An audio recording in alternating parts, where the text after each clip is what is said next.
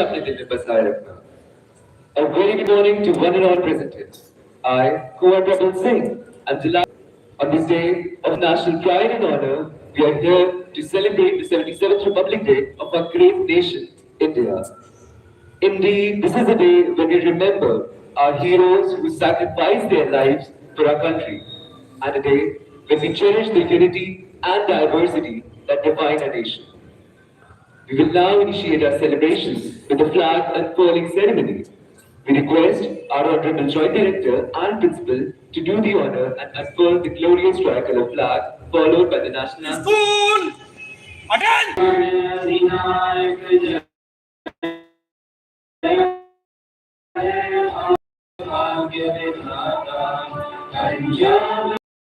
सिंध गुजरात मराठा द्राविड़ उत्कल बंगा गंगा हिमाचल यमुना गंगा उच्छल जगत गंगा जब शुभ नामे जागे तब शुभ आशीष मांगे गाए सब जय गाथा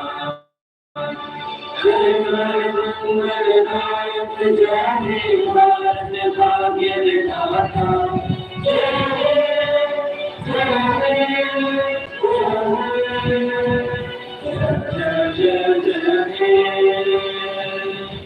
स्कूल स्टैंडर्ड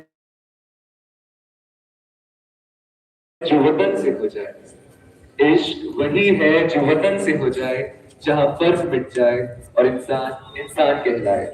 अब आमंत्रित करना चाहूंगा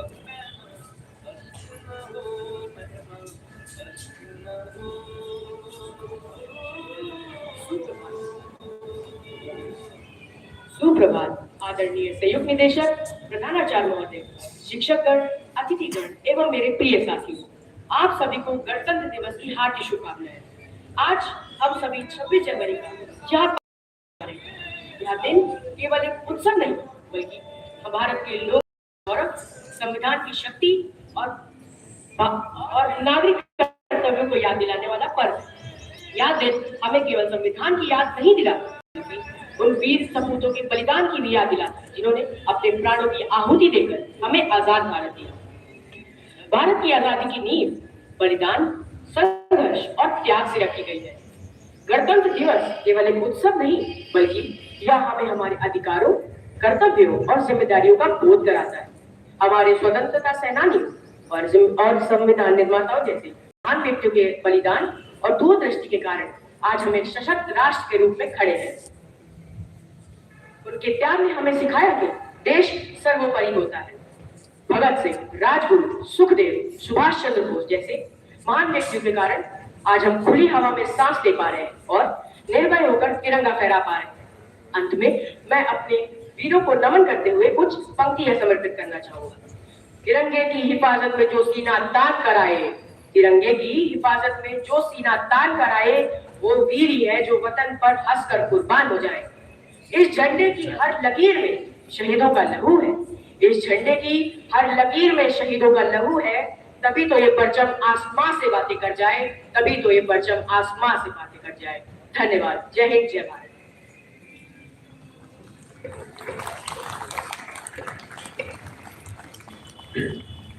Thank you, Arnav. With this, I now request everyone to kindly proceed towards the auditorium for the rest of the celebrations.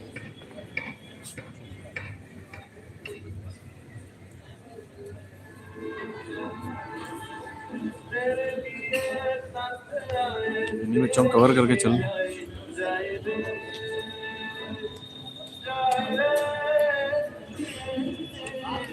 चल।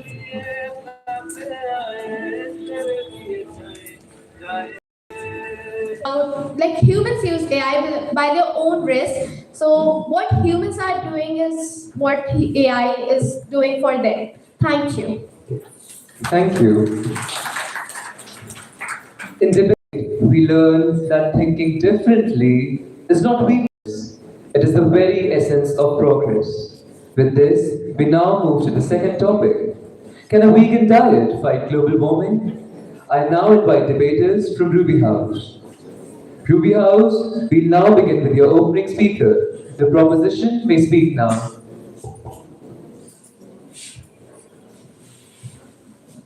इसमें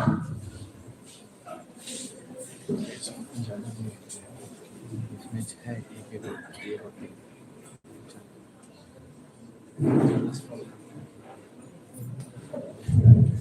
Good morning, honorable judges, respected teachers, worthy opponents, and my dear friends. I, Satyansh Mishra, stand firmly for the motion that adopting a vegan diet can help reduce global warming and protect our planet.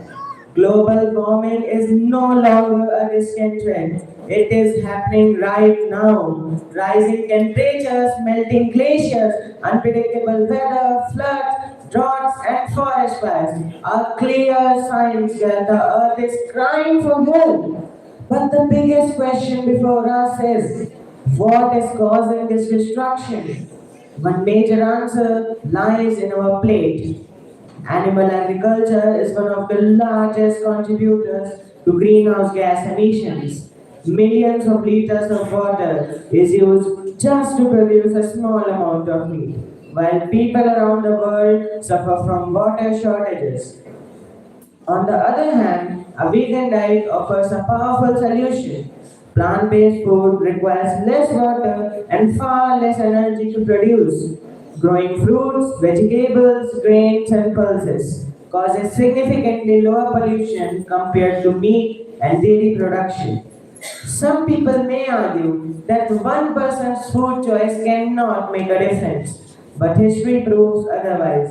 Big changes always begin with small steps.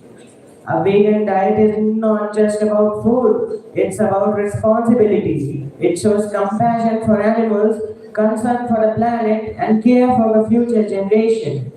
Friends, our planet is struggling under weight of pollution, melting ice, and dying forests. Every meal we eat is a choice, either to harm the earth or to heal it. A vegan diet gives our planet a chance to breathe again. If we truly care about our future and the generations to come, a change must begin with what's on our plate. Remember, if food can destroy forests, it can also save them. Choose wisely. Thank you. It's time for rebuttal round. The interjector may proceed with their question. Thank you, Satyansh, for your insightful points. Now, answer my question. How can is a vegan diet practical for everyone? Sorry, can you repeat the question? Is a vegan diet practical for everyone? A vegan diet is practical for everyone. If the persons which cannot afford vegan diet cannot eat it, but it is a single step taken to prevent global warming. It is not a complete solution. Thank you. Thank you. The opposition may speak now. Good morning, everyone. Respected Joint Director Sir, esteemed judges, teachers, and my dear friends. I, Vaishnavi Yadav of Class 7B, am here to stand against the motion. Yes, climate change is real. Yes, protecting environment is important. But saying that a vegan diet can fight global warming is a dangerous oversimplification. Let me ask a simple question. If tomorrow whole world becomes vegan, will factories stop polluting? Will airplanes stop flying? Will millions of vehicles disappear? No, the biggest causes of global warming are deforestation and mining, burning fossil fuels, industries like coal power plants, transportation and urbanization. Food habits are only a small part of this huge problem. Vegan food are not always eco-friendly. They are imported from far countries, grown using heavy fertilizer, packed in plastic, transported using fuel-burning ships and planes. So even vegan products create pollution, carbon emissions, and environment change.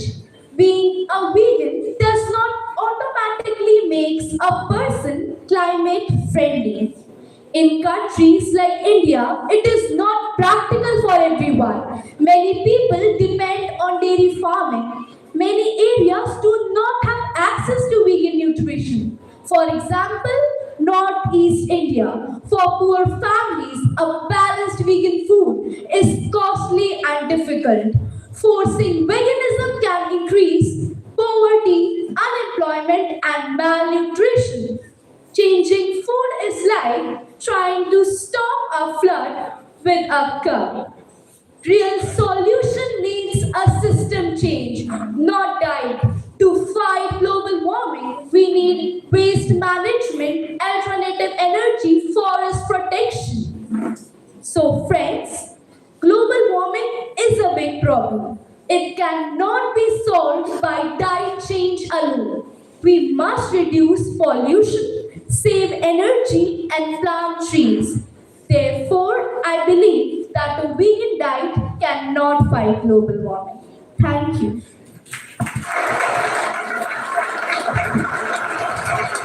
We now move to the rebuttal round. The interjector may ask the question.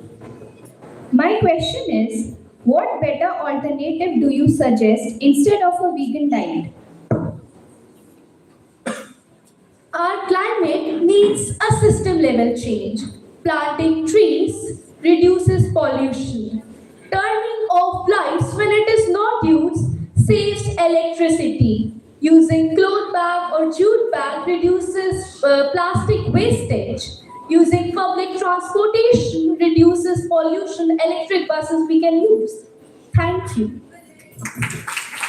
Thank you. Next, I invite the participants of Sapphire House to present their views on the same topic. Sapphire House, we will now hear from your first speaker.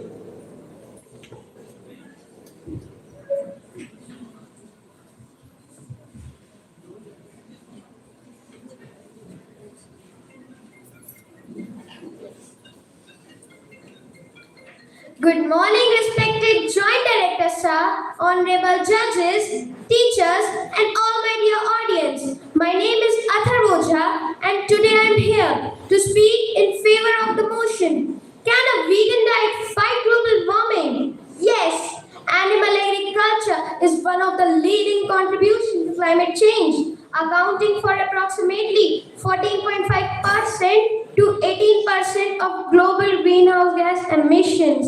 Ruminants like cows produces methane, a gas which is nearly 80 times more powerful than carbon dioxide, in warming the atmosphere over a 20-year period. By switching to a vegan diet, we eliminate the demand for industrial livestock farming, which is the fastest way to cut methane levels and cool this planet. Current meal-heavy diet require massive amounts of lands, not just for the animals, but to grow the grain, we need to feed them. This leads to deforestation, especially in the Amazon forests. If the world went vegan, we will need 75% less farmlands as we use today. This saved land will be revealed trees, natural grasslands, which act as carbon sinks, sucking CO2 out of the air and naturally reversing the effects of global warming. The water footprint of animal products is enormous. It takes roughly 15,000 liters of water to produce just single kilogram of beef as compared to 300 to 1500 liters for a kg of vegetables or grains. As global warming causes more frequent droughts, switching to a plant-based diet is essential for preserving the world's dwindling freshwater resources. As we all know, methane is a toxic gas. We need to stop its emissions. We need to switch to a vegan diet immediately. It will not only stop methane gas emissions, but also conserve water for our future generations. To conclude, a vegan diet is a practical, powerful tool against global warming gas reduction emissions. Thank you. It's time for rebuttal round. The interjector may proceed with their question. Athar, my question to you is, how is vegan diet more eco-friendly? Before answering your question, I appreciate you. So, as we all know, methane is a gas, and cows produces methane in huge amounts. Also, industrial livestock farming plays a vital role in climate change. And I say that if the world went vegan, 75% less farmlands will save and will be rebuilt with trees, which increasing oxygen levels and improving air quality. Thank you. Thank you. The opposition may speak now. Good morning, respected Joint Director Sir, esteemed judges, and my dear audience. I am Yashi Verma of Class 8A, and today I'll be speaking against the motion. That is, can a vegan diet fight global warming? Being vegan does not automatically mean being eco-friendly. If a person in Europe eats avocados from Mexico, quinoa from Peru, and almonds from water-stressed California, the carbon footprints of transport actions can be higher than eating locally produced eggs or honey. A locavore diet, eating what is grown nearby, is often more effective at fighting global warming than a strictly vegan diet that relies on global shipping and heavy processing. Total veganism ignores the biological benefit of animals in a healthy ecosystem.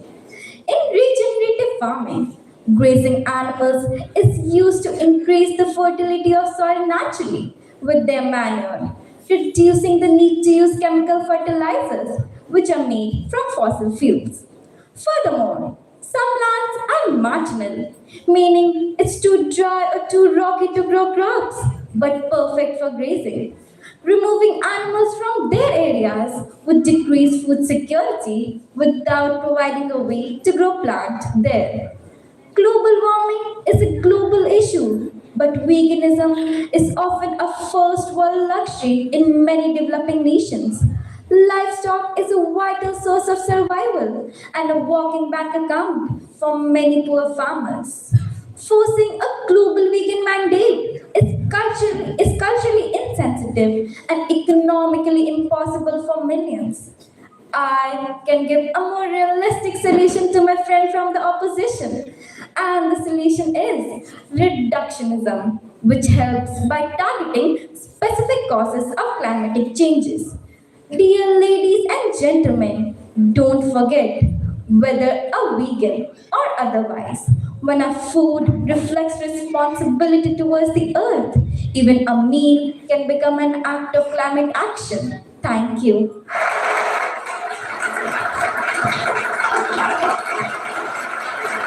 We now move to the rebuttal round. The interjector may ask the question. My question to you is that isn't meat production bad for the ecosystem? Meat production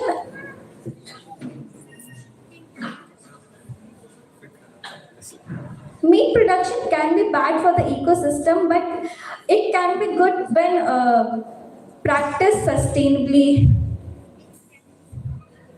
Thank you. Thank you. With this, we conclude the Junior English Debate Competition. A huge round of applause once again for all junior participants for their confidence and critical thinking.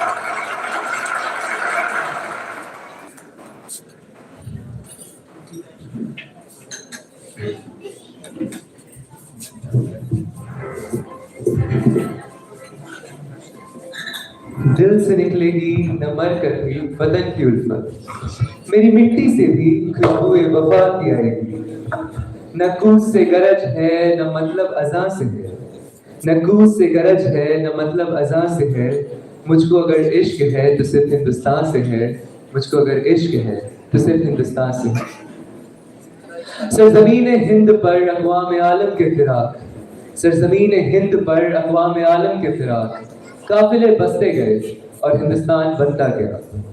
दर्शकगण अब कार्यक्रम को आगे बढ़ाते हुए स्वागत करते हैं हमारे गायन समूह का।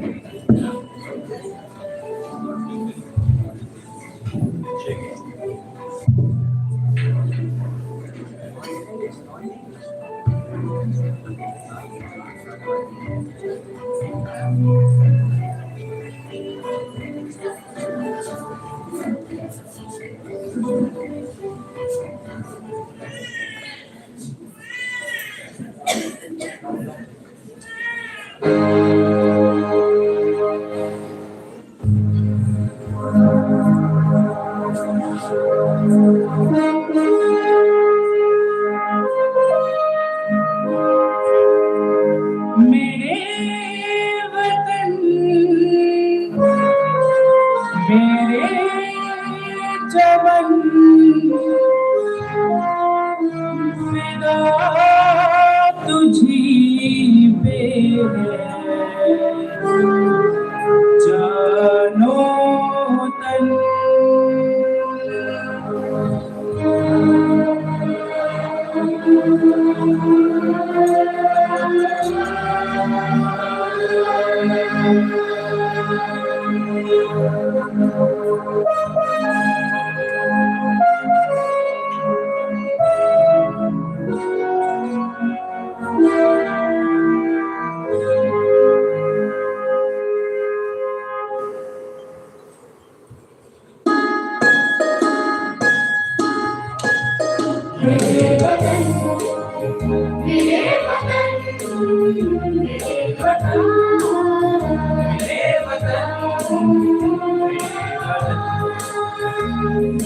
तेरे सजदे में है झुकते मेरे ये नयन मेरे वतन मेरे वतन मेरे वतन तेरे सजदे में है झुकते मेरे ये नयन मेरे वतन मेरे वतन मेरे वतन भोसले तेरे परे ये है तेरे करम मेरे वतन मेरे वतन तेरे सजदे में है झुकते मेरे ये नयन मेरे वतन मेरे वतन मेरे वतन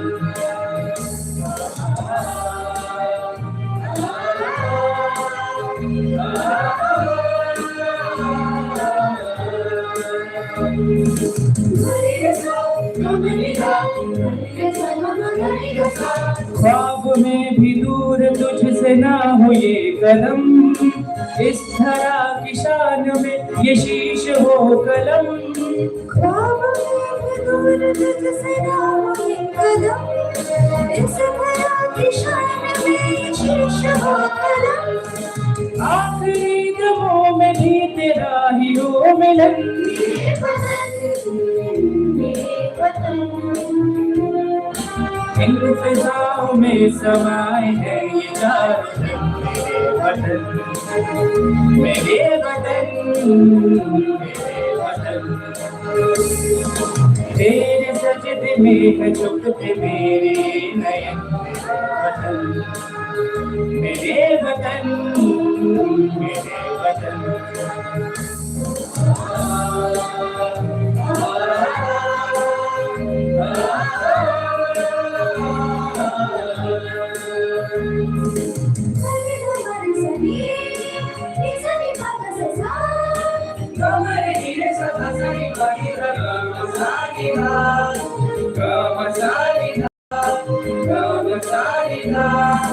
है समाया इस फिजा में नूर जोग का विश्व को सिखाया विज्ञान योग का।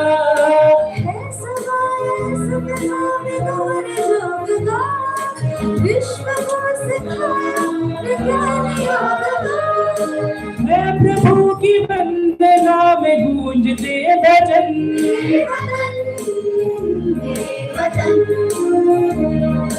विश्व में लहरा दिया है शान से परिचय मेरे वतन, मेरे वतन। तेरे सजदे में है झुकते तेरे नयन मेरे वतन, मेरे वतन, मेरे वतन। तेरे सजदे में है झुकते मेरे नयन मेरे वतन, मेरे वतन, मेरे वतन।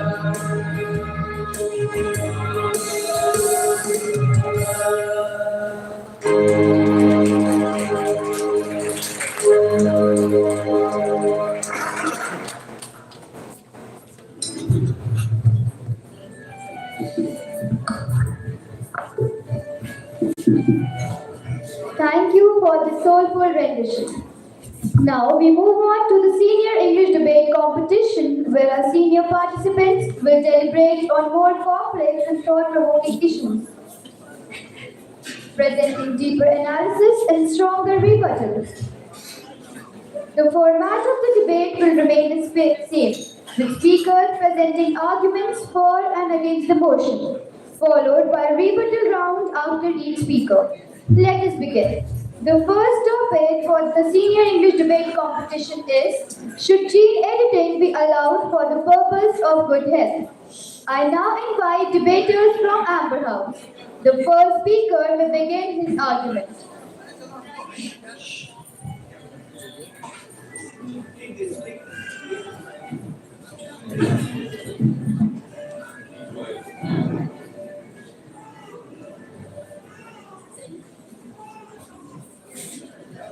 Gene editing is not about playing God. It is about giving humanity a chance to correct nature's cruelest mistakes. Good morning, respected Joint Director Sir, judges, teachers, and my dear audience. I am Prakhar Kumar of Class 9C representing Amber House. Today, I am going to speak in the favor of the motion. Should gene editing be allowed for the purpose of health? Yes, I do agree that gene editing should be allowed, because according to me, gene editing is not just an ordinary treatment. It's the magic which has capabilities to give human a new life.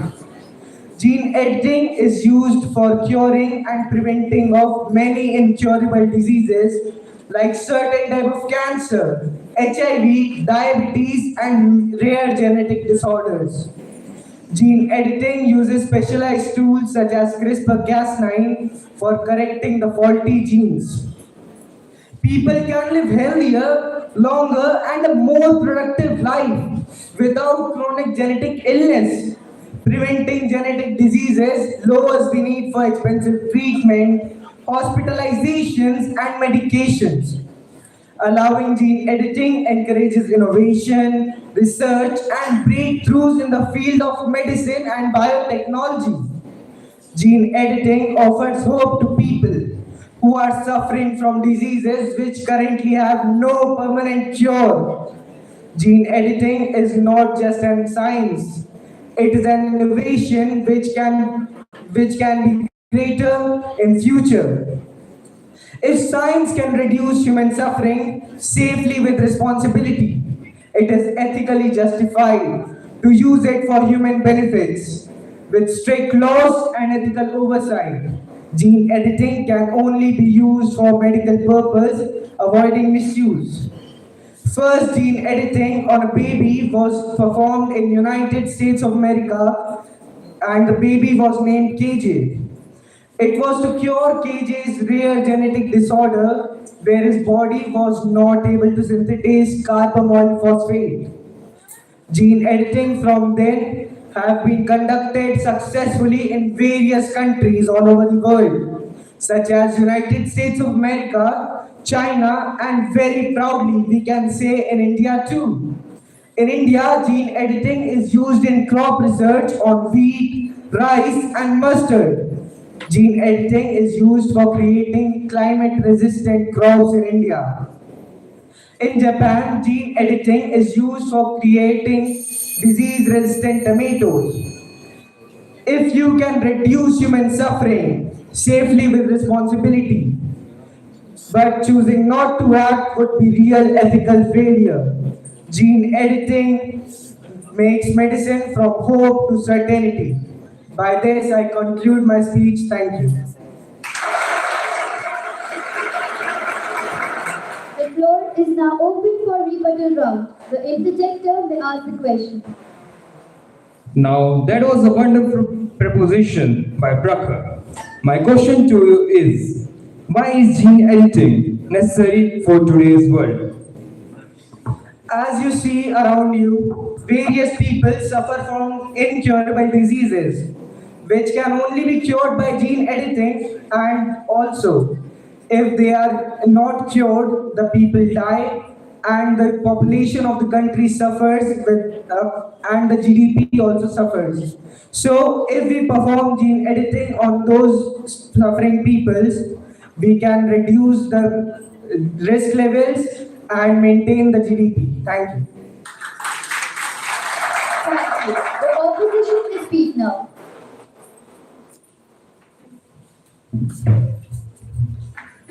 Science gives us power, but gene editing asks a dangerous question.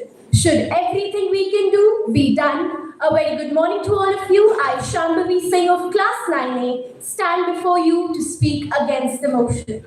At first glance, gene editing may sound like a miracle of modern science. However, behind this attractive promise lies a world of ethical risk, scientific uncertainty, and long-term danger. A real example already exists. In 2018, a scientist in China genetically edited the embryos of human babies. This experiment failed and resulted in long-term health risks that may even pass on to the future generations of those babies. Not just that, in experiments on dogs, certain genes were altered to increase their muscle strength. While their strength increased, their overall health declined. This proved that genetic changes can lead to unpredictable and harmful side effects. Gene editing is not just limited to medicine. It is also being used in agriculture. When genetically edited crops enter our food chain, their long-term effects on humans, such as unexpected allergic reactions and metabolic disturbances, remains uncertain. In India, genetic modification of brinjal was rejected by the Ministry of Environment and Forest due to human safety concerns related to its consumption. And if genetic modification is truly the perfect solution, then I would like to ask everyone sitting here that why a lot of farmers are shifting back to the traditional farming methods, which has simply been given a modern label as organic farming. Another major obstacle are the social consequences. Gene editing is likely to be very expensive, increasing inequality. And it also raises a serious question: who gets to decide which traits are acceptable and which are not? Health is not determined by genes alone. It is also shaped by our environment, our choices, our society, and the care we receive. To conclude, gene editing is a very complex technology. And remember, one failed experiment would not just affect one individual, but potentially an entire generation, an entire bloodline. A medicine or therapy can be stopped if it harms us, but gene editing cannot be stopped, cannot be recalled. It is a permanent, irreversible change. Gene editing is not necessarily a bad idea, but this is not the right time. We still need to become more advanced. My worthy opponent speaks of scientific progress, but true progress is not about moving fast. It is about moving forward without losing our humanity. And are we ready to rewrite human life in a laboratory? Are we ready for mistakes that cannot be undone? And this is the thought I would like to leave you with. Once we start designing humans, equality may become an illusion. Thank you.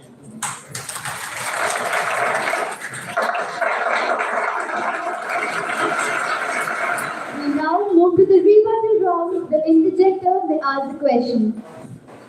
That was a wonderful argument. My question is, how would you help patients with genetic disorders if gene editing is banned? I think gene editing is a very new and complex technology. So for right now, it should be banned. We still need to become more advanced, more cautious, and more responsible before implementing a technology on humans which gives us unpredictable health risks and long-term dangers. And the person who is suffering with the genetic disorder can take certain other preventive measures instead of getting into a procedure which can cure that problem but can unlock various new problems. Thank you. Thank you. Next, I invite the participants of Emerald House to present their views on the same topic. Emerald House, your opening speaker may begin now.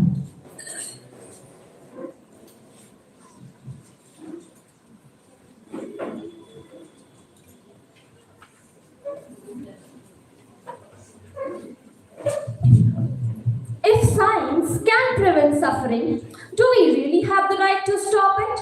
A very good morning to respected principal, honorable judges, esteemed opponents, and my dear friends. With this question, I, Aditi Chaube, stand before you firmly to speak in favor of the motion. Gene editing is not about creating perfect human beings or superhuman beings. It is not about playing with nature. It is about saving human lives. It is about correcting those defective genes that causes pain, illness, and even lifelong suffering. It is about giving people something that most of us are born with, and that is a fair chance to live a healthy life.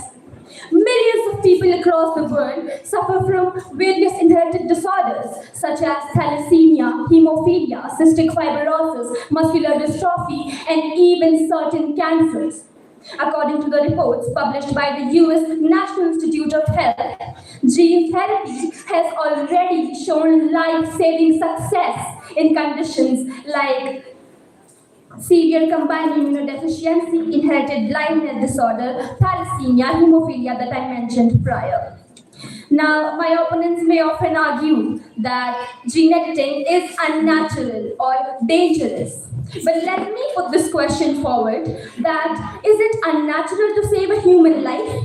Was vaccination natural when it was first introduced? Or was organ transplantation accepted immediately? The answer is no. Every medical breakthrough faced resistance until it saved millions. Now, I want you all to just imagine being told that a child's life can be saved, not by lifelong medicines, not by repeated surgeries, but just by correcting a single faulty gene. That, my dear audience, is the power of gene transfer. In fact, according to UNESCO's bioethic reports, the modern gene transfer trials are conducted under strict ethical guidelines, which makes them far safer than many other conventional treatments that have lifelong effects. Most importantly, gene editing offers a hope to the patient who was once told that now there is no cure. A hope to the parents who are watching their child suffer in pain. A hope to the future where these genetic disorders are no longer a lifelong sentence. When science can prevent suffering and we still choose inaction, that, my dear audience, is not morality. That is just cruelty disguised as caution. At last, I would like to conclude myself by saying that our history never forgets those who had the cure but lacked the courage to use it. Thank you. The floor is now open for rebuttal round. The interjector may ask the question.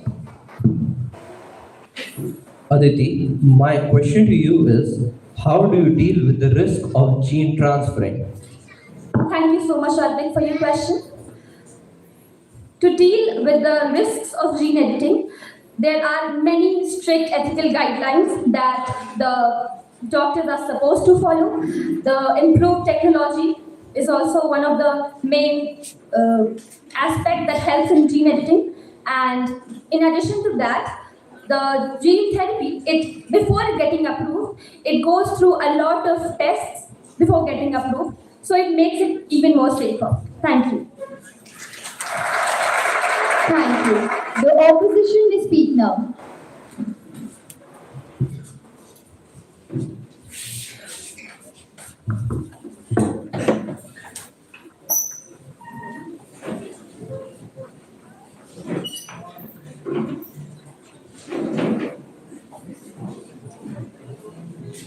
When a mistake cannot be undone, calling it progress becomes dangerous. Honorable judges, respected principal, and my fellow participants, a very good morning to everyone present here. Today I, Soumya Singh, stand firmly against the motion that gene editing should be allowed even for the purpose of good health.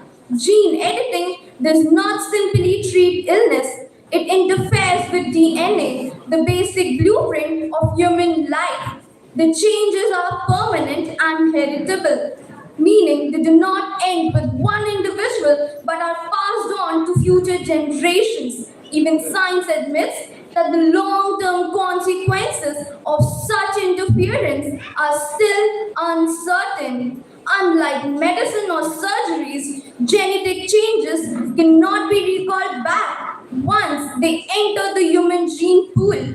Gene editing may fix one problem, but it can create many irreversible ones. So this is the point where we should stop and think.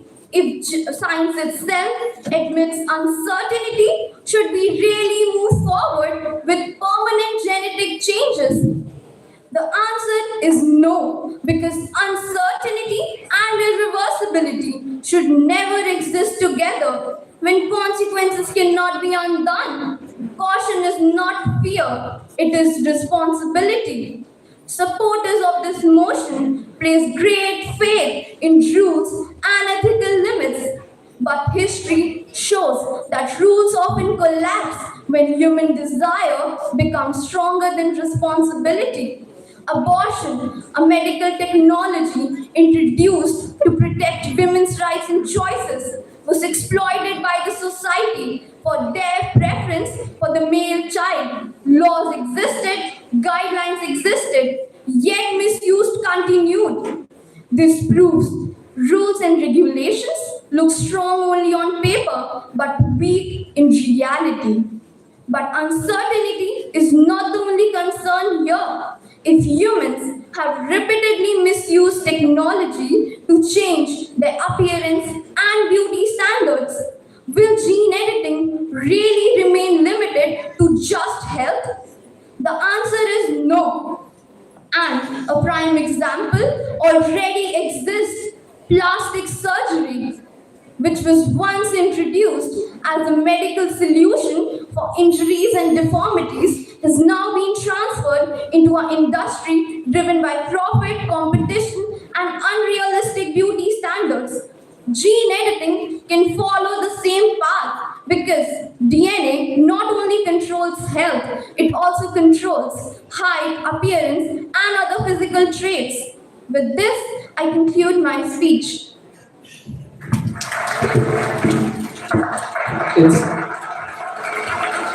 It's time for rebuttal round. The interjector may proceed with their question. Thank you, Soumya. My question for you is that why do you think we should stop such helpful technology? Thank you for your question. And I think we should stop this technology not because the technology is weak or because it's very new and complicated to us, but because we humans, we have already misused several technologies in the past, and even now we do that. So I believe that we must become responsible first and then we can use this technology. Thank you. Thank you. We now move to the second topic. Is climate activism by students justified or disruptive? I now invite debaters from Ruby House. Ruby House, we'll begin with your opening speaker.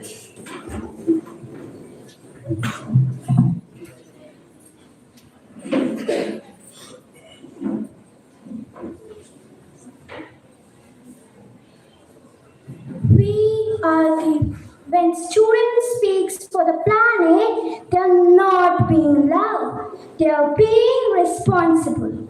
A very good morning to respected principal, honorable judges, and my fellow debaters. I am the Patel of class 9A, and I will speak in favor of the motion that student climate activism is justified. And let me be very clear from the start. What is truly destructive is not student activism, but climate inaction. We often hear adults say that students should focus on studies, not protest. But I ask, what is the use of education if there is no safe planet to apply it in? What is the value of degrees on a planet that is burning, flooding, and choking? Climate change is not a distant problem, it is here, now, and accelerating. And yet, those in power move slowly and act minimally. So, when students raise their voices, it is not rebellion, it is responsibility. Climate change is no longer just a scientific concept discussed in textbook. It is something we experience through extreme weather and rising temperatures. These changes affect everyone, including students. However, education is not limited to classrooms and examinations alone. It also includes understanding real world problems and responding to them responsibly. When students engage in such activism through discussions, campaigns, or peaceful protests, they are applying what they learn in subjects like science, geography, and civics to real life.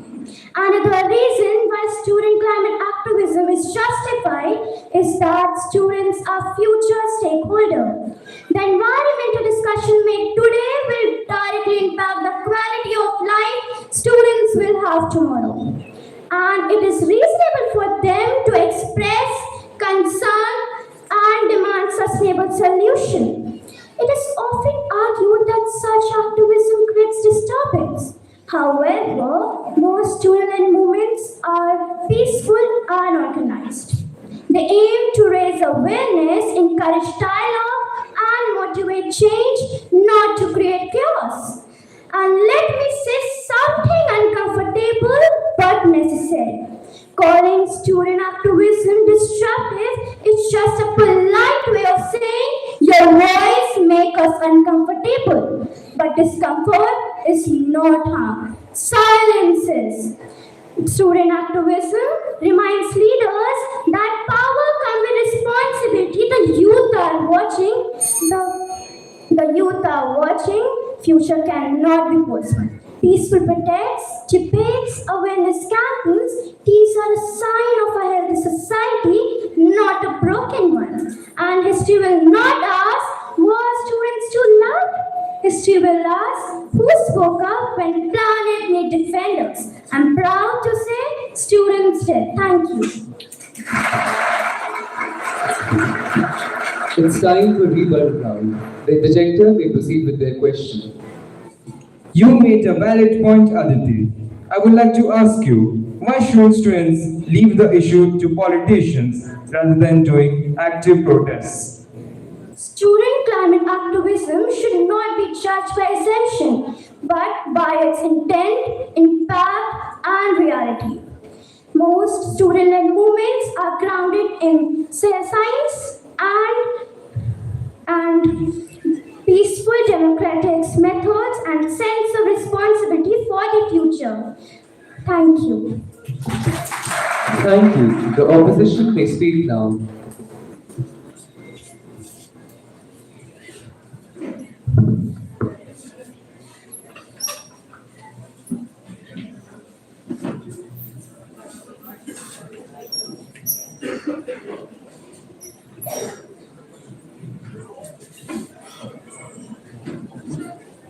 Good morning, respected principal sir, honorable judges, my worthy opponents, and dear friends. I, Abhyuday Pandey of class 11th A, stand before you to speak against the motion that climate activism by students is justified. Let me begin with the powerful quote by former UN Secretary General Ban Ki-moon, who said, "There are no passengers on spaceship Earth. We all are crew." We all share responsibility, and responsibility must be exercised in the right manner at the right stage of life. There is no denial that climate change is a global emergency. Rising temperatures, melting glaciers, and harsh weather conditions demand urgent action. However, the real question before us is this: should students address this crisis through disruptive activism or through education and preparation? According to UNESCO, nearly 250 million children worldwide lack access to proper education. At such a critical time, can we afford to weaken the education system further by encouraging strikes, protests, and walkouts? Education is not a distraction from the climate action, but it is a foundation for the climate solution. Climate change is a complex scientific and economic issue.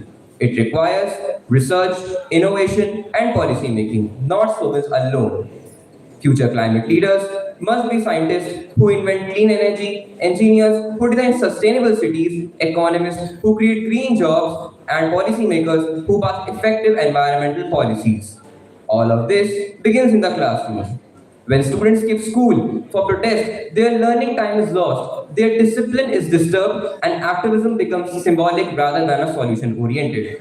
In many cases, public inconvenience, blocked roads creates frustration, pushing society away from the cause instead of drawing support towards it.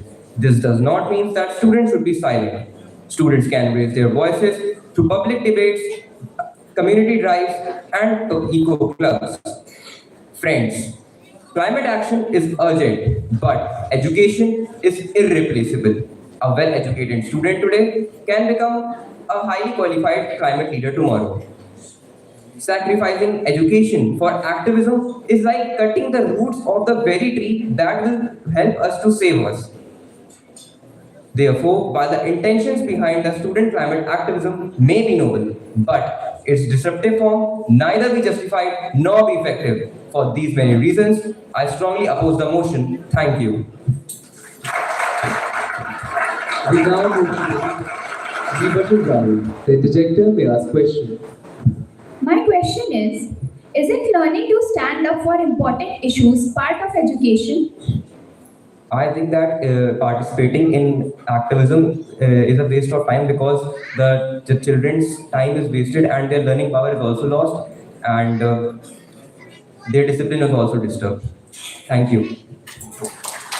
Thank you. Next, I invite the participants of Sapphire House to present their views on the same topic. Sapphire House, we will now hear from your first speaker.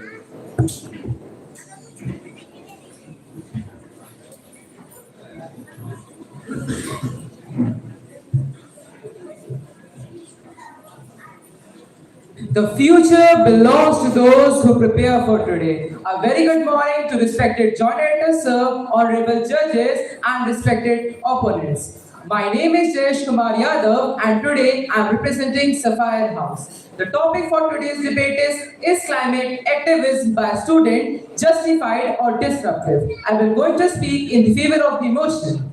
Student climate activism is not merely a trend. It is a profound experience of intergenerational justice and a necessary response to an external threat. As the primary stakeholders of the future, students have unique morale and practical standing to demand systematic changes.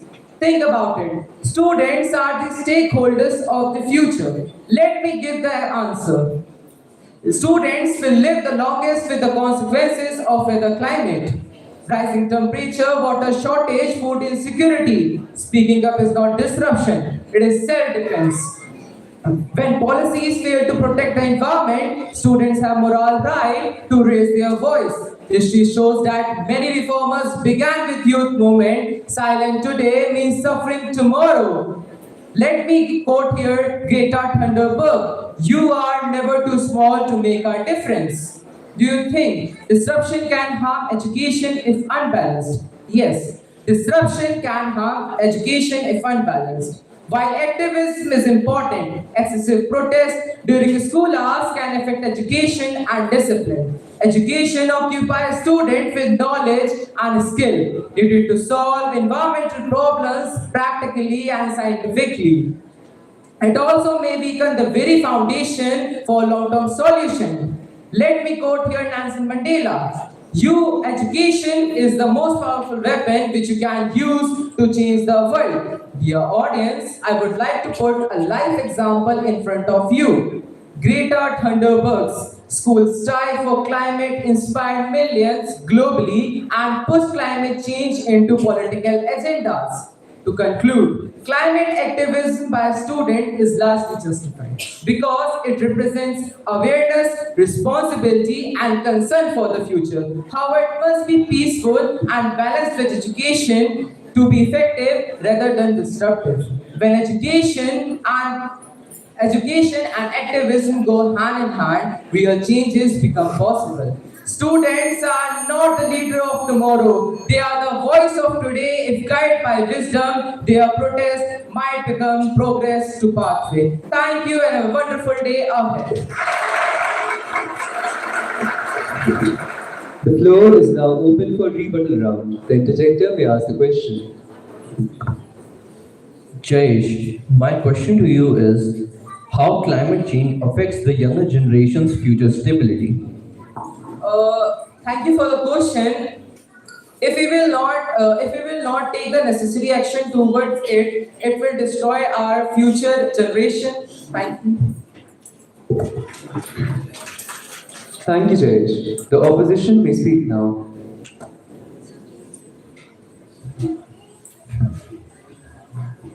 If a house is on fire, you don't block the fire truck to demand better fire laws.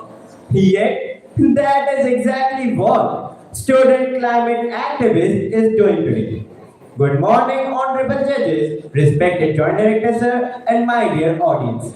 My name is Shlok Srivastav, and today I am representing Sapphire House. The topic for today's debate is climate activism by the student justified or disruptive? Let me be clear. Climate change is real, urgent, and dangerous. But urgency does not justify disrupting normal life and public system. Across the world, we have seen many student-led protests cross the line. In 2022, Extinction Rebellion-linked student groups blocked roads in London, delaying ambulances and daily commuters.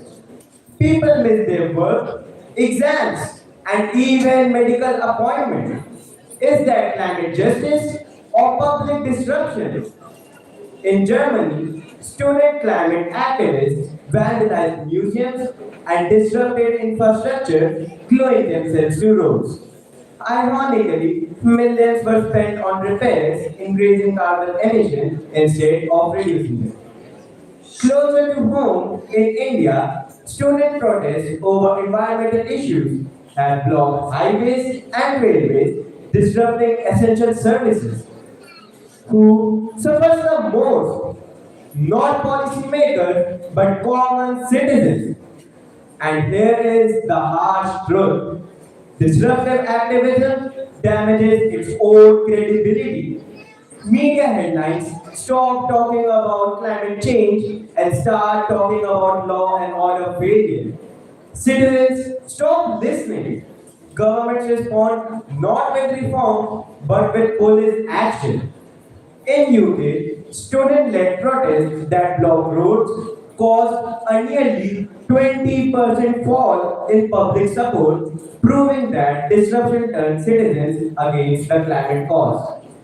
In Germany, millions of euros were spent on repairs due to traffic shutdown and disrupted infrastructure. As my fellow opponent just said that speaking up is not disruption, it is self-defense, then I think that you may have misunderstood the meaning of self-defense. Is vandalizing museums and disrupting infrastructure what we call self-defense? Is blocking roads and disrupting essential services what we call self-defense?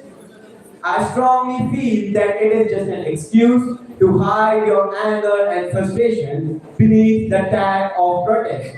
Because a broken road never leads to a greener future. Thank you. We now move to the rebuttal round. The interjector may ask the question. Thank you, Shlok. My question to you is, if students stay silent, how else can they make the leaders listen?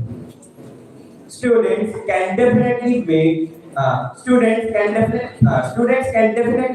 the leaders notice them by increasing public support through collaboration with famous environmentalists and NGOs, by performing legal and permitted rallies, and by performing public debates. Thank you. Thank you. We hereby conclude the Senior English Debate Competition and commend all participants for a well-conducted and an engaging debate. Dear audience, give our participants another huge round of applause.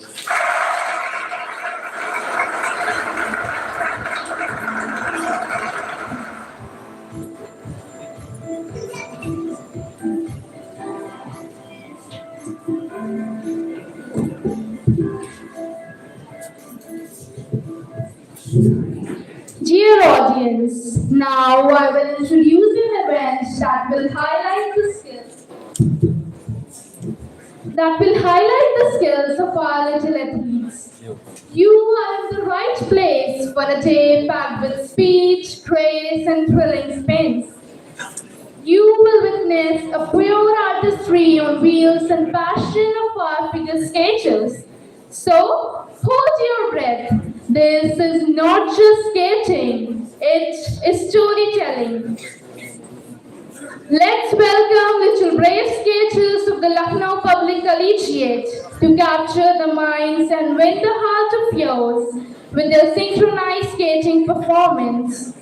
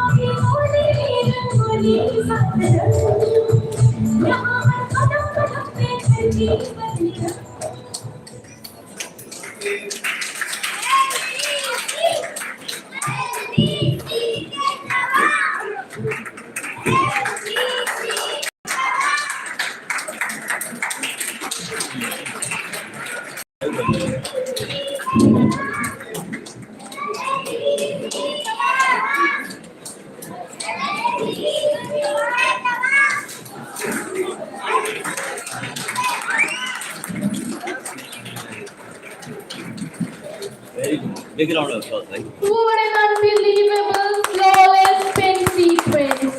We should applaud for the trainer. With training made them perfect. So, once again, give them a huge round of applause. In this series of thrill, excitement, and endurance, we have a second segment of it ready for you.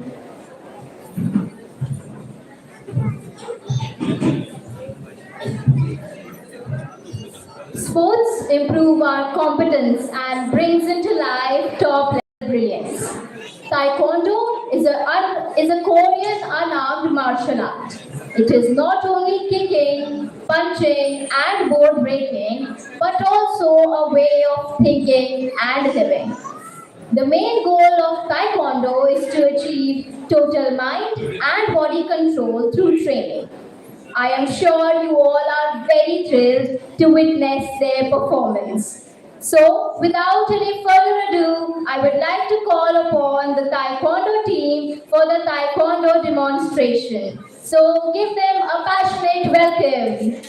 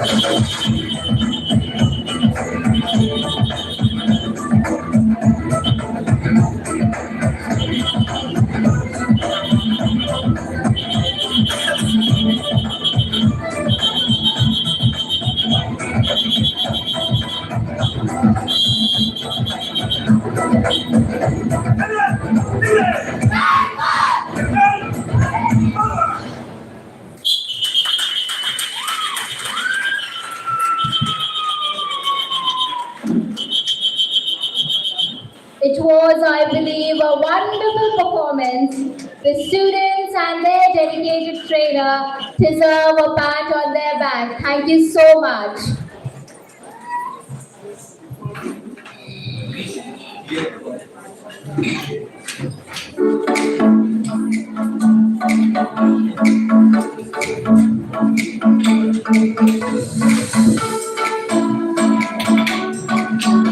It is a pleasure to acknowledge and felicitate our dedicated, cooperative and deserving parents for their tremendous support for the school. These parents are recognized for their achievements. You are the important stakeholders. Let's proceed with our awards and accolade category.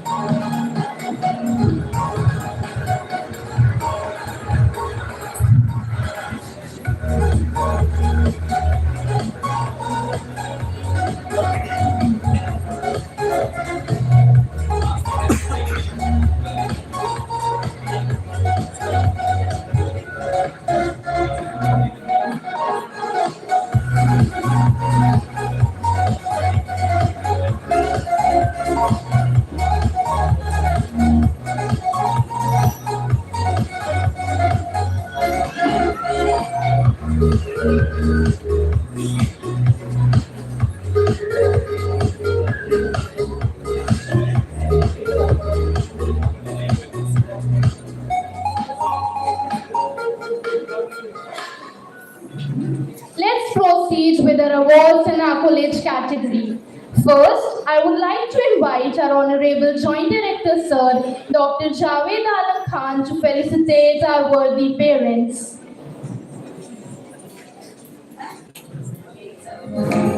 Very first, I would like to invite Mr. Aditya Shukla and Mrs. Charu Shukla, parents of Vidushi Shukla of 2 and Shivan Shukla of 1, on the stage to receive their awards. We truly appreciate your encouragement and support. Together, they blend India's rich heritage with contemporary fashion, creating elegant, thoughtfully curated designs that celebrate tradition with a modern touch.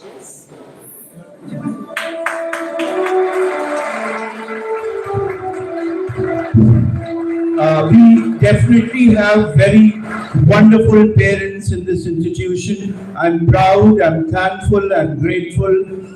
And to tell you that these are wonderful parents, there are many more wonderful parents sitting here. We take this opportunity now and then in various functions to add to that they are very cooperative and very good parents. I'm proud to say that he is an alumni of this institution also. He had studied here, now he is a parent. So proud of you, my child. Thank you, please. Thank you for your valuable support. Our second felicitation is for Mr. Rajwinder Singh, father of Sukhampreet Kaur of 10C. He has not been able to attend because he is out of station. In place of him, Mr. Parvinder, father of Mehtab Singh of 10C, and Gurnoor Singh will collect his awards. He passed his high school exams with flying colors. Now he loves his business and his family. He is a great father to his children and he loves them.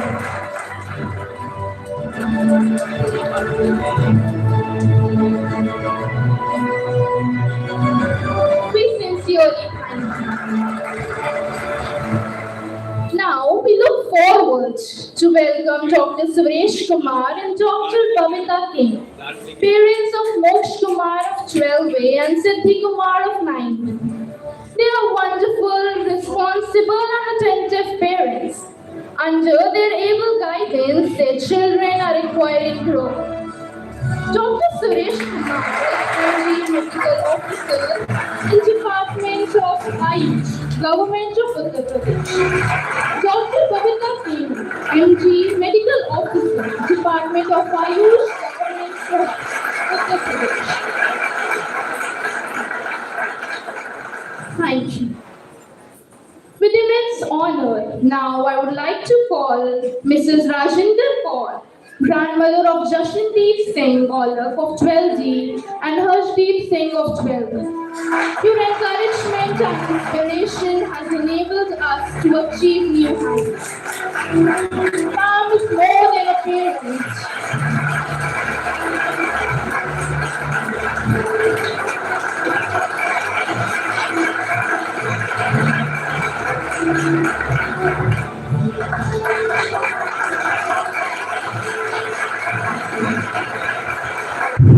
मुझे बताते हुए बहुत खुशी हो रही है कि ये 3 बच्चों की नानी और 2 बच्चों की दादी के हैसियत से आज यहाँ पर खड़ी हैं और बहुत मेरे ख्याल 10 साल से इनका नाता इस स्कूल से जुड़ा हुआ है। बच्चे छोटे छोटे आए, बार बार करके गुजर चले गए और ये जब आते थे मिलने के लिए तो कहते थे मैं मिलूंगी ज़रूर उनसे।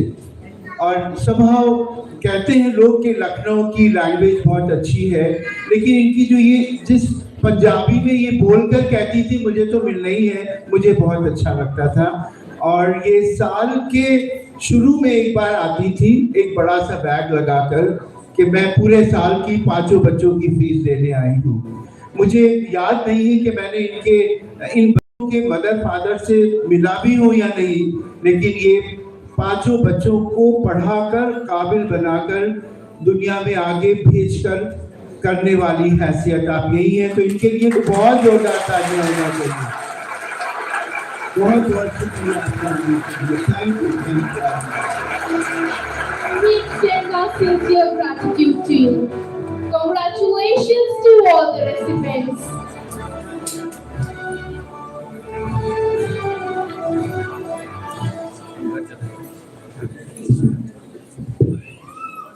In the series of awards and accolades, we have some special achievers. Their work is not only recognized in the collegiate, but even outside the collegiate boundaries. It is a moment for parents, teachers, and the institution to feel proud and celebrate collective efforts. Their success is a well-achieved triumph and the result of combined efforts.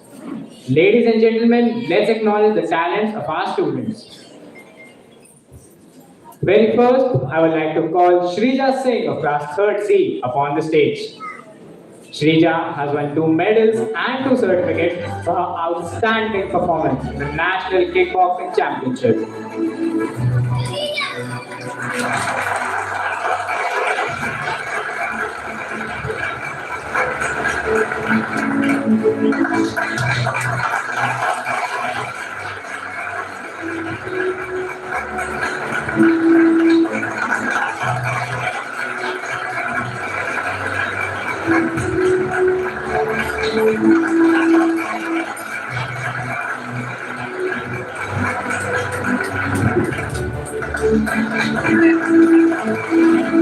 Next is Prashi Prakash of class 4th for the honors. Prashi is a silver and gold medalist and 2 certificate holder for her brilliance in the Brain of Brain Excellence Award and the Brain of Brain National Level Inter-School Competition.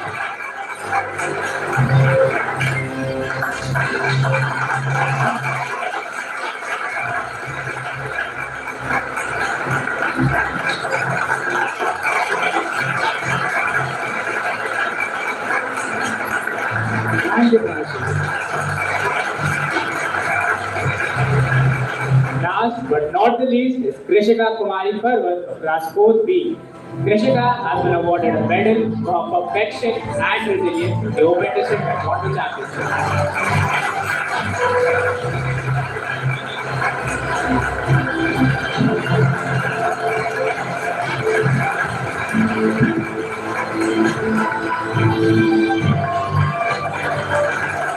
I would like to call Prashant Kumar Parvat of 6B on the stage.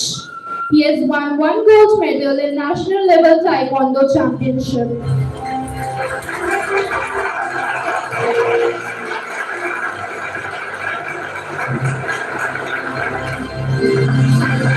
Thank you, Prashant.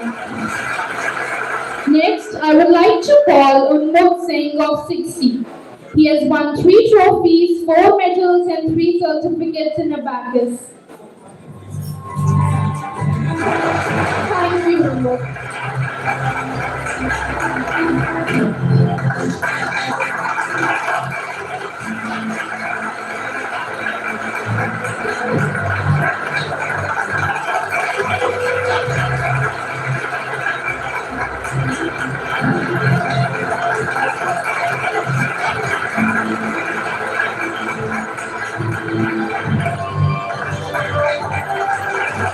Thank you, Unmod.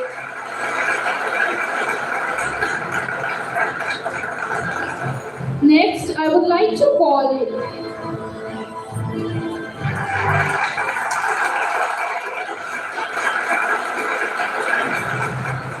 Next, I would like to call our own Singh of 6C. He has won 1 gold medal in national Brain of Brain competition.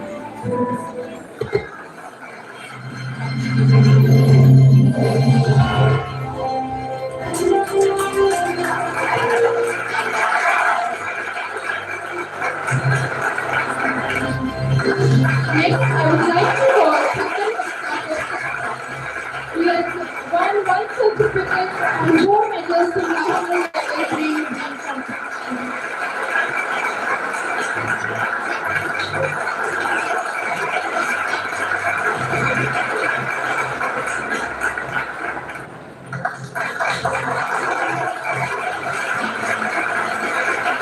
Thank you.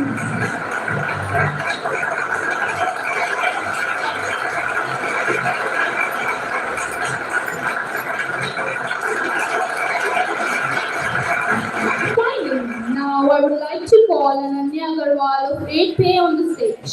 She has won 1 medal and 1 certificate in national level Taekwondo championship.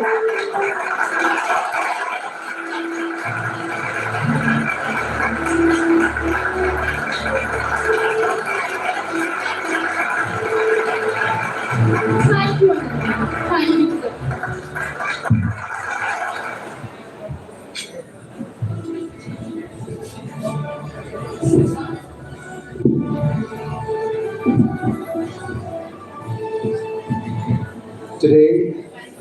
Today, where patriotism paints the stage and history comes alive through our children, we are celebrating the soul of India, our unity and diversity. Let's feel the spirit of Republic Day. Our young participants are dressed to impress, embodying heroes, symbols, and vibrant cultures. Coming next is the fancy dress competition where nursery to class 3 students are going to showcase the spirit of nationalism. Let us begin with this colorful event with our first participant, Ayansh Siddharth of class nursery.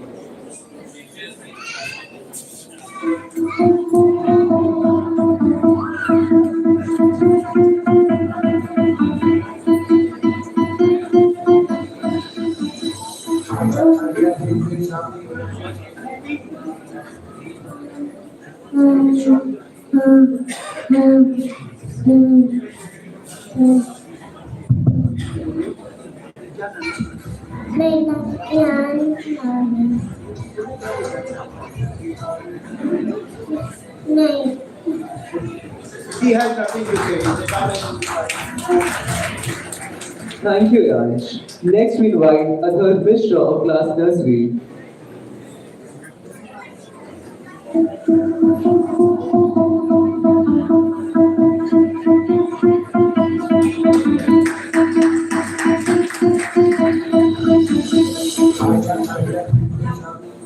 Vande Bharat Vande Bharat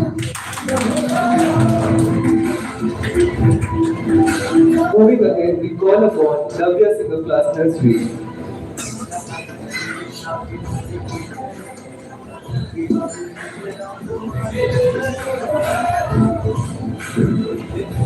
नन्ना मुन्ना रानी हूँ देश का सिपाही हूँ बोलो मेरे साथ जय हिंद जय रास्ते पे चलूंगा मैं डर डर के चाहे मुझे जीना पड़े मर मर के मंजिल से पहले मैं लूंगा कभी नाम तेरे माए थम Thank you, Prerna.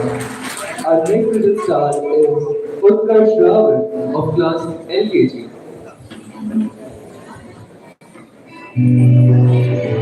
Our next little star is Utkarsh Rawal of LKG.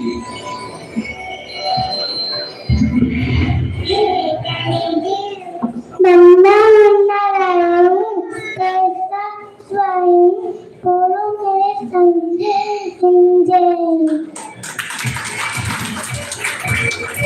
Let's continue with Kiara Rai of UKG. मैं लक्ष्मीबाई महाराज गंगाधर राव की पत्नी नवलकर वंश लक्ष्मीबाई महाराज गंगाधर राव की पत्नी नवलकर वंश की वधू प्रतिज्ञा करती हूँ जब तक मेरे शरीर में रक्त है जब तक मेरे हृदय में धड़कन है जब तक मेरे सांस में प्राण है मैं पूर्ण निष्ठा से झांसी की सेवा करूंगी नहीं झुकने दूंगी झांसी का स्वाभिमान नहीं झुकने दूंगी मातृभूमि का मस्तक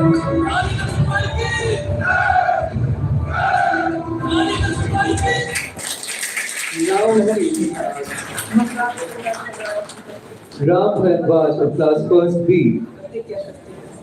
जब तक मेरे शरीर में रक्त है जब तक मेरे हृदय में धड़कन है जब तक मेरे सांस में प्राण है मैं पूर्ण निष्ठा से झांसी की सेवा Good morning everyone. I am Ram Bharadwaj from class 1B. Today I am dressed as the Ashokan pillar. I was adopted as national symbol on 26 January 1950. I signifies strength, courage, justice, and God. Jai Hind, thank you. We now invite Vandya Pathak of class first B.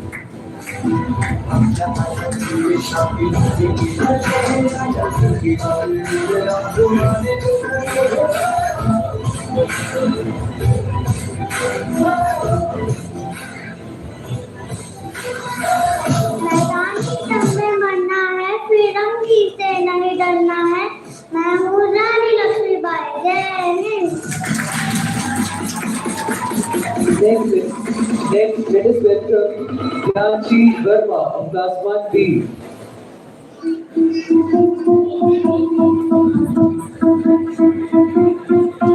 Good morning everyone. My name is Yanchi Verma from class 1B.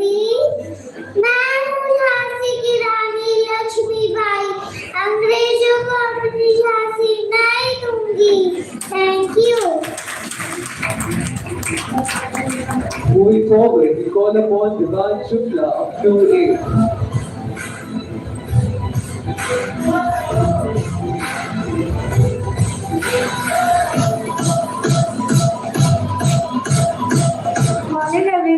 My name is Numan Shukla from class 2A. Today I am going to play role of Shaheed Bhagat Singh. सरफरोशी की तमन्ना अब हमारे दिल में है, देखना है जो कितना बाजुए कातिल में है। वक्त आने पर बता देंगे तुझे है आसमां, हम अभी से क्या बताएं क्या हमारे दिल में है। इनकलाब जिंदाबाद, जय Hind. Next on stage is Anivari Shukla of class 2B.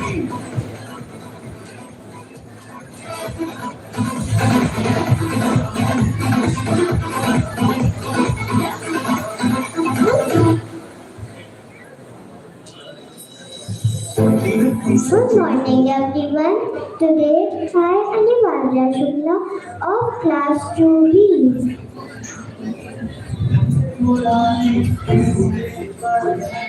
Good morning.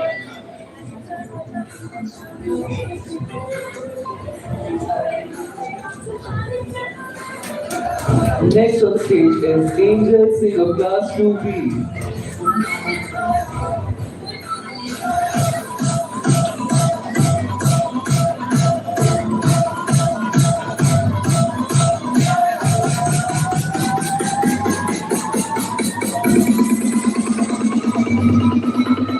Good morning. Of class 2B.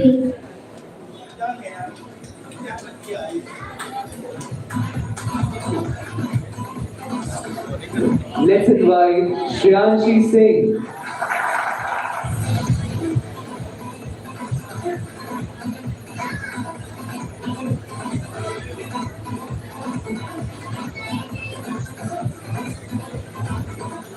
Good morning everyone. My name is Reshi Singh of class 2B. Our next performer is Akshita Soni.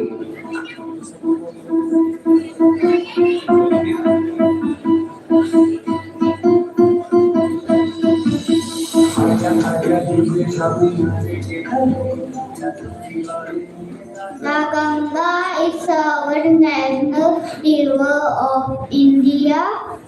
It has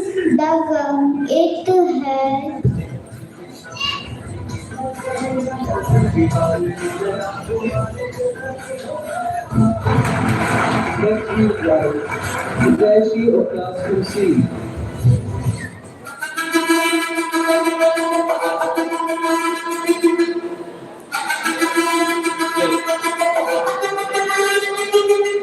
जय हिंद। मैं army doctor captain Hiteshi हूँ। आपका रक्षा मेरा धर्म है और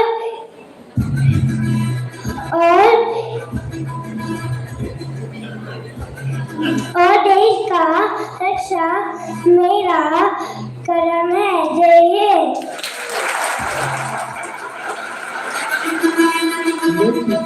Next we have Sashi Singh of class 2C.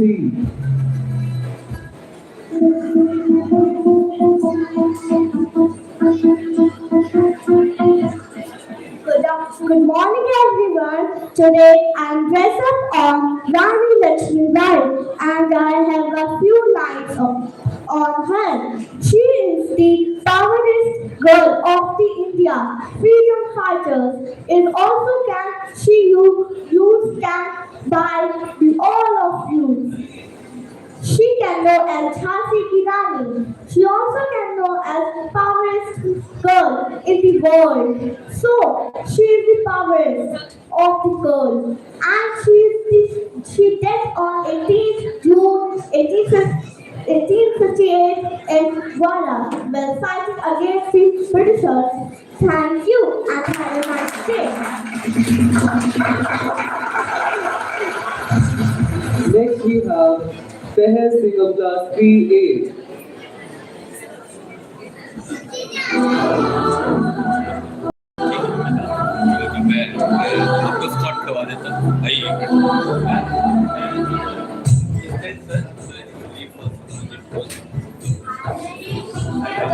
एवं मेरे प्रिय सहपाठियों, मैं पहल सिंह कक्षा 3 की छात्री हूँ।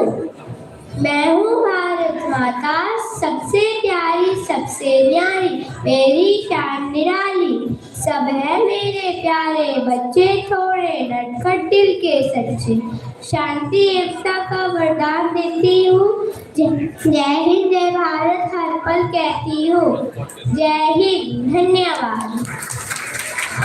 Last but not the least, we invite Agra Singh of class nursery to the stage.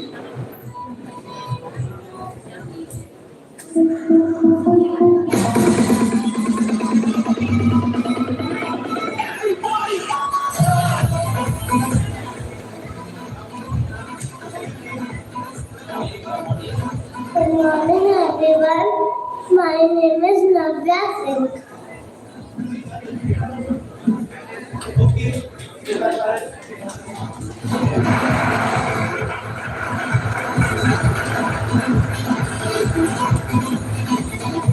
Well, that was a fantastic performance to conclude this event. Dear audience, give our participants a huge round of applause.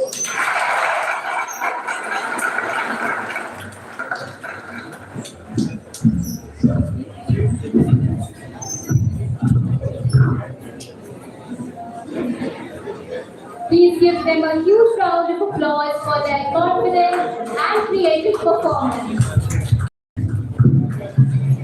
On this auspicious day, we should also remember the great history of India, the Dandi March, a pivotal moment where a simple pinch of salt became a symbol of our fight for freedom, igniting mass disobedience against unjust British rule through truth and non-violence, inspiring millions to join the struggle for Swaraj. The British government held a monopoly on salt, taxing this basic necessity heavily, making it a crime for Indians to collect their own salt. This wasn't just about salt. It was about freedom, dignity, and the right to their own resources.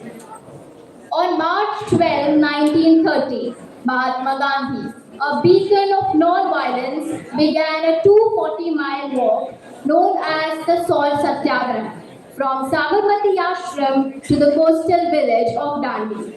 It was a powerful, peaceful protest, a war without weapons. This historic march taught us that true strength lies in courage, truth, and unity. Let us forever remember the Dandi March as a testament to the power of the common people and the enduring spirit of freedom.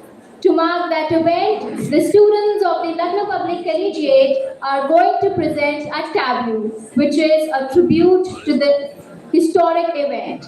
The message was clear that Satyagrahi is ever victorious if they stay true to their principles. Ladies and gentlemen, now we are going to show a video depicting the Dandi March. The long-awaited hour arrived, and he was there. The great march for liberty began.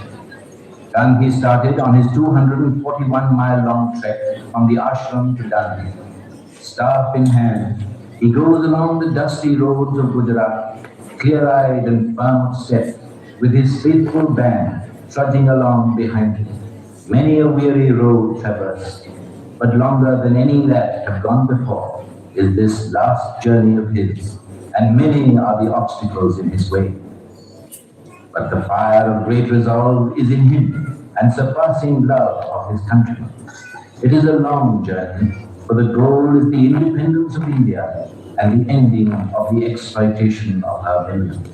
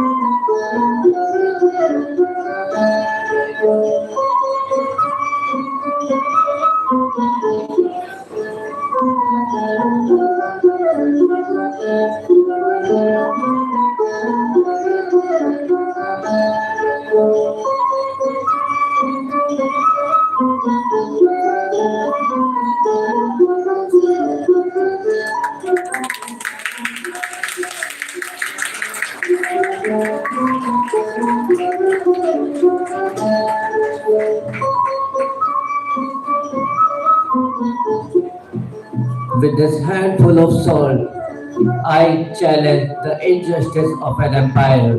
The Hindu and Muslim, rich and poor, should all walk in one path in one nation.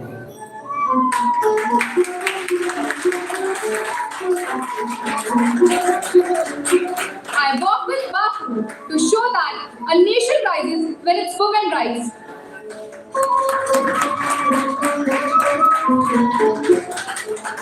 With tied hand, but fearless heart, we march for justice and freedom. I have seen the oppression, but today I walk towards freedom.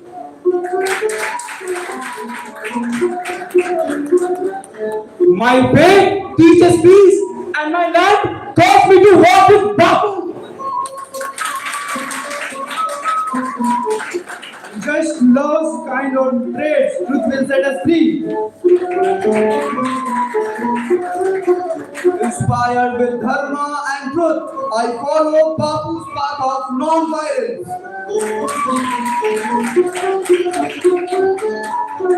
So, in my eyes, I follow Bapu to shape a new India.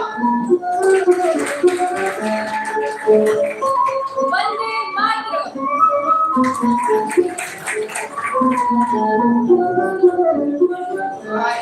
I am the voice of millions, simple, strong, and marching for Swaraj.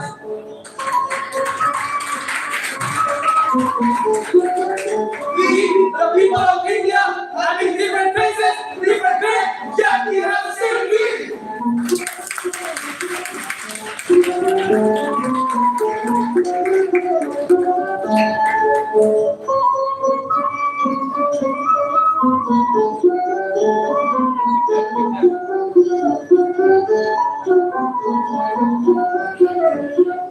When people rise on path of truth, no power on earth could stop them. Jai Hind.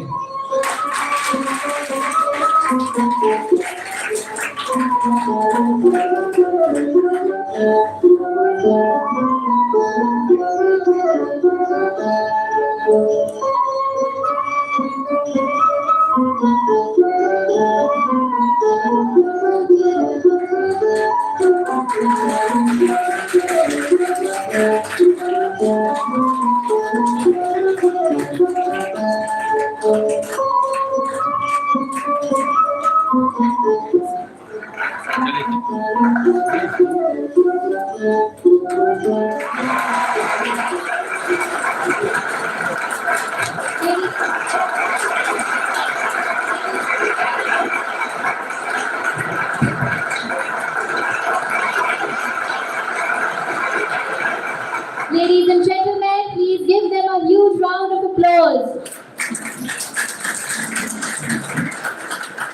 Thank you very much for your remarkable presentation. मेरा अक्स भी वो, मेरी छाया भी वो, मेरा हमदम भी वो, मेरा सरमाया भी वो, मेरी गीता भी वो, मेरी कुरान भी वो, मेरी पूजा भी वो, मेरी अजान भी वो, मेरा सुकून भी वो, मेरा जुनून भी वो, मेरा होश भी वो, मेरा जोश भी वो। कोई पूछे कौन है तेरा रहगुजर, कोई पूछे कौन है तेरा रहगुजर, मैं कहती हूँ मेरा वतन, मेरा हिंदुस्तान है वो। Ladies and gentlemen, today is a celebration of our incredible nation. To feel the pulse of patriotism, here is a dance that our hearts swell with pride.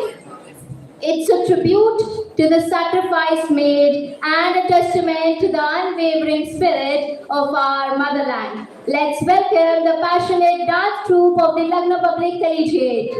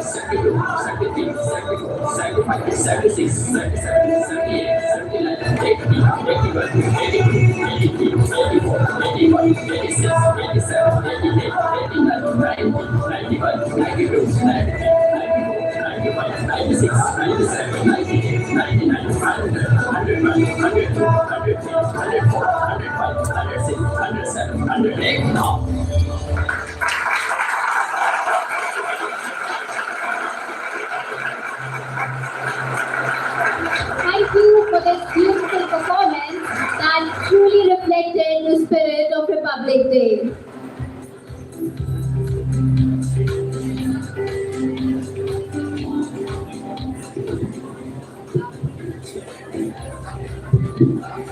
Now that the time has come to announce the results of the two competitions, the inter-house English debate competition as well as the fancy dress competition from nursery to second.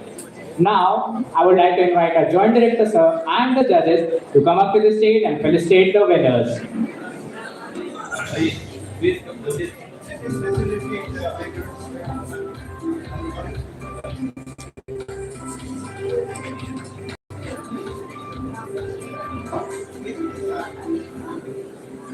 To declare the result, I would like to call our headmistress, Ma'am Ghazala Ahmed, on the dais.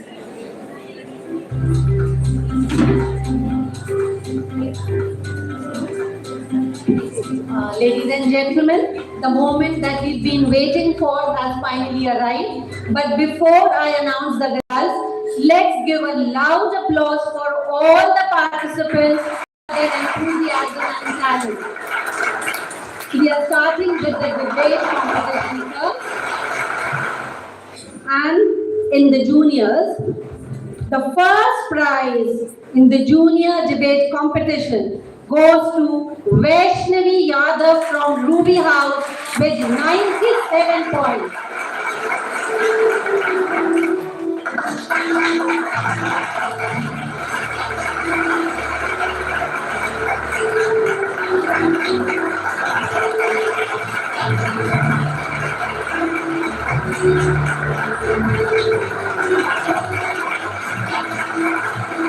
The second prize goes to Princess Mardi of Amber House with 95 points.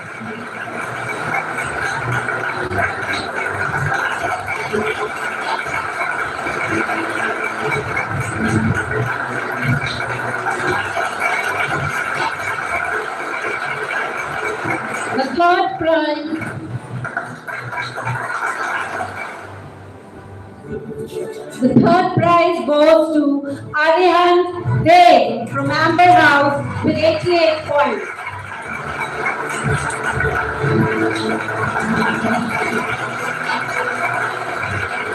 Congratulations, children. We move on to the seniors category. The first prize in the senior category goes to Shambhavi Mishra from Amber House with 104 points.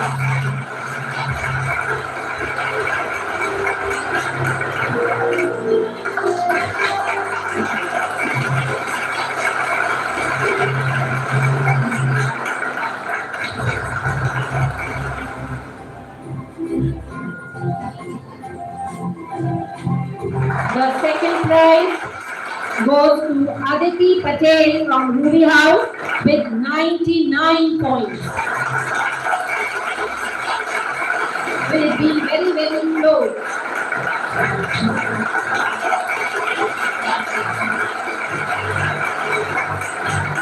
The third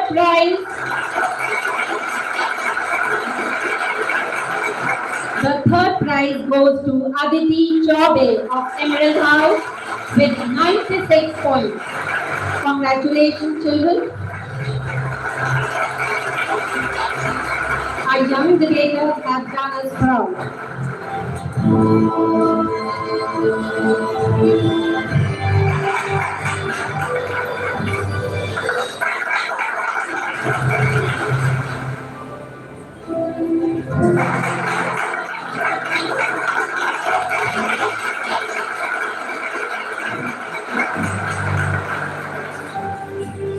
Now the fancy dress competition, which was from nursery to class 3. Our little ones have dressed up following the theme of patriotism. Now the first prize goes to Gyanshi Verma of class 1B with 95 points.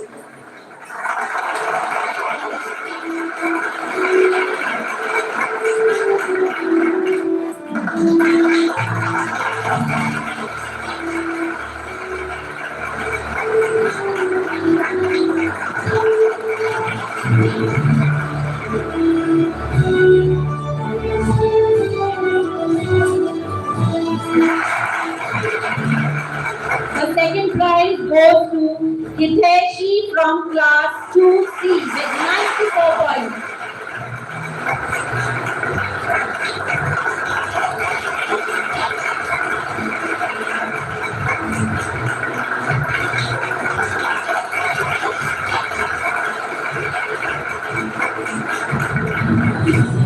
Now for the third prize, we have a tie. There are 2 children who've been awarded the third prize. One is Kashmir Singh of class 2C and Ram Bhardwaj of class 1B.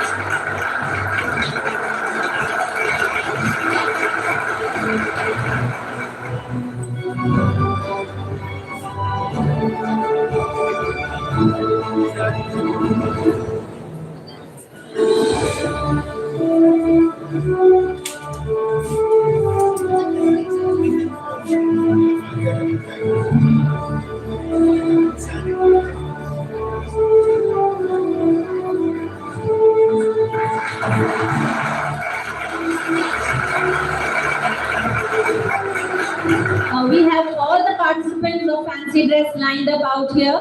They will all be awarded a certificate of participation to keep their spirit and morale high. Ma'am, please take it. Quickly.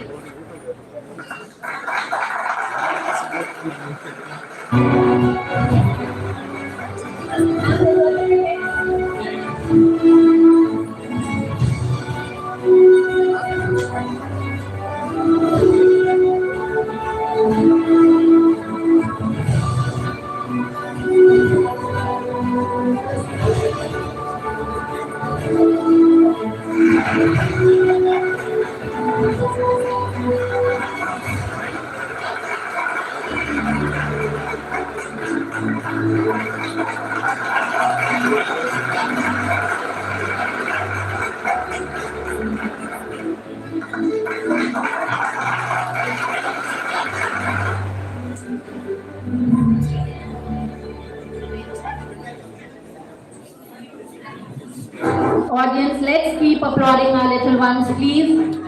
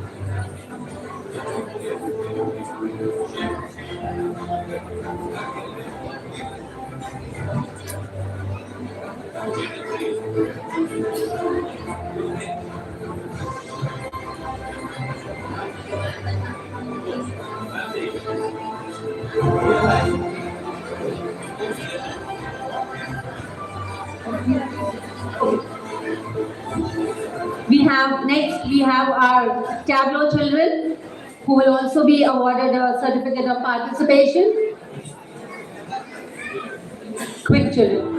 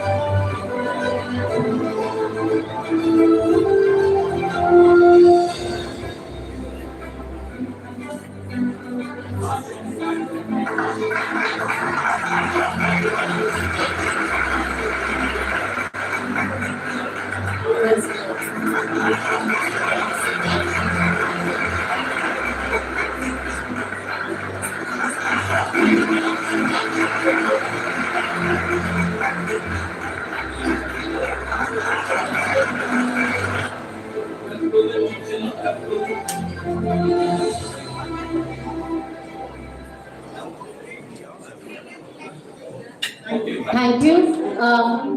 May I request Dr. Ashutosh Pratham to speak a few words for our children, please?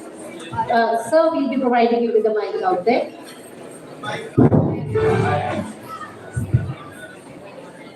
Good afternoon, everybody. I can't listen this good afternoon. Thank you. After such performances, I think थोड़ी energy बढ़ जानी चाहिए. I want all of you to give them a big round of applause for all the children.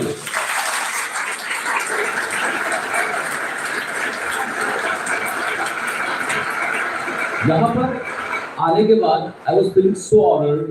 अगर मुझे यहाँ पर पढ़ने के लिए बुला लेते सर, तो शायद मैं honored feel करता. सर ने मुझे जज बना के बुला लिया, बहुत honor दिया मुझे.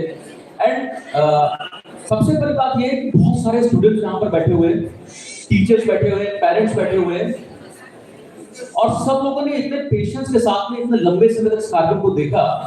I want all of you to give a big round of applause for yourself.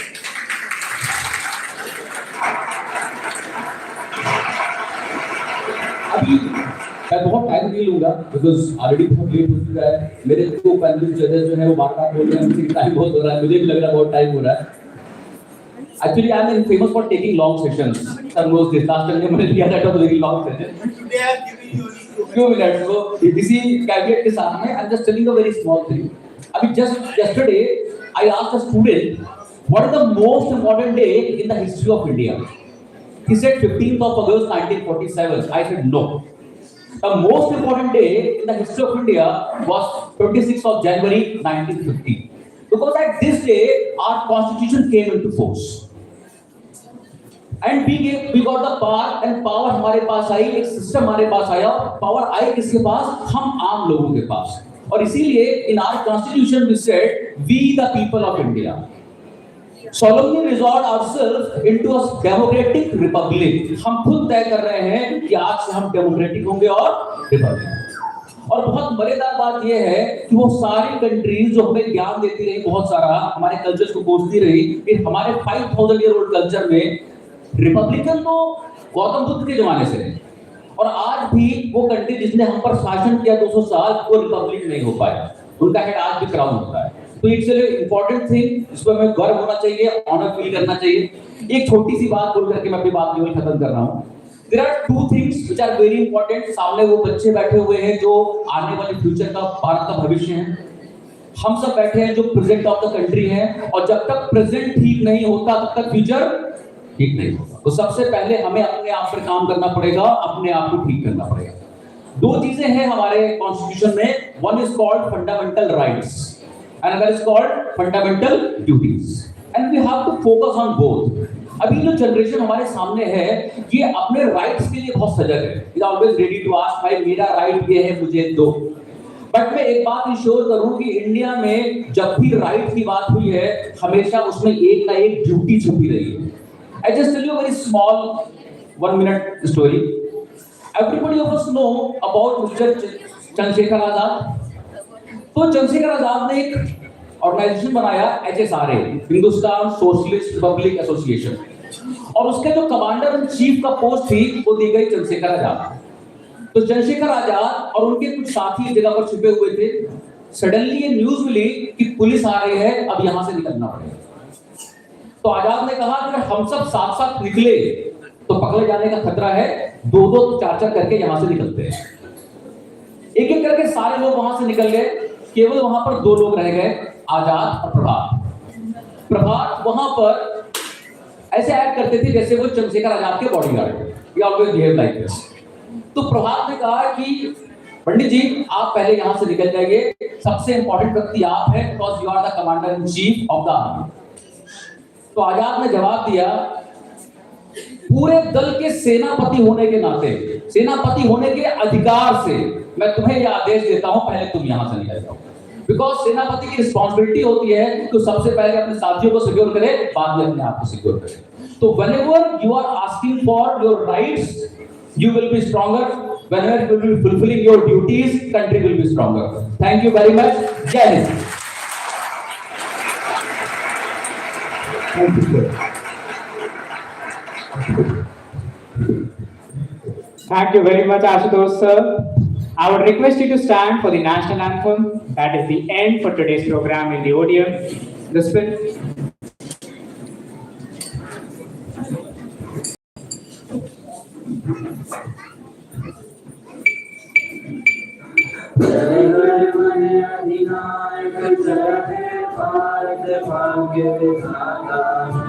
Punjab Sindh Gujarat Maratha Dravida Ganga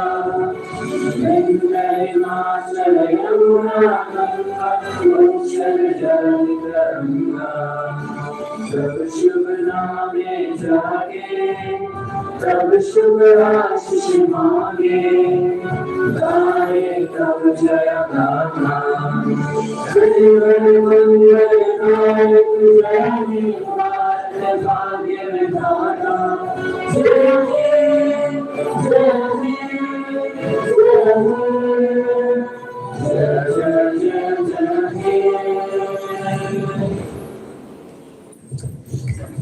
That is the end for today's program in the Odeum. The spirit of Republic Day will be continued as just after the sweet distribution, there is a friendly cricket match between the teachers and students.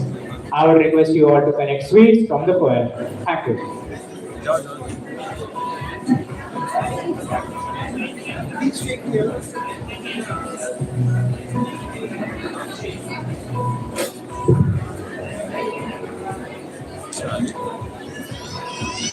Thank you.